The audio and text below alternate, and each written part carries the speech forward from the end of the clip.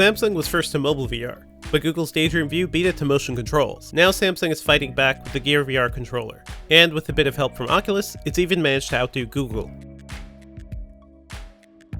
The Gear VR controller is about the same size as the View's, but it's angled slightly so it's a bit more ergonomic to hold.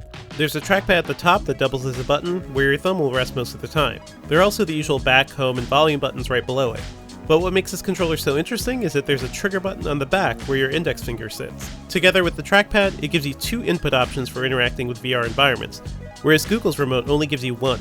That lets you do things like hold and grip objects in VR more naturally, and it makes shooting feel a bit more realistic too. It's just a button, but it helps to cement the idea of virtual presence in the Gear, which is essential for every VR platform. The actual motion tracking works well. It's accurate and responds to fast movements, although it sometimes felt like it showed up much lower in my virtual environment compared to where my hand was in reality. If you end up repositioning yourself while playing, you could just hold down the home button to reorient the controller. In A Night Sky, a free experience from Oculus, I had no trouble using the motion controller to connect constellations in the sky. It was also ideal for Drop Dead, one of the best shooters available for the Gear VR. Previously, you played the game by moving your head and tapping the Gear's side touchpad. Being able to point a controller and hit a trigger is much more immersive. Oculus says 20 apps will support the Gear VR controller in April, and that number will grow to 50 in the next few months. In comparison, every Daydream app works with Google's motion controller. As for the Gear headset itself, not much has changed aside from some slight size and cosmetic tweaks to fit the Galaxy S8.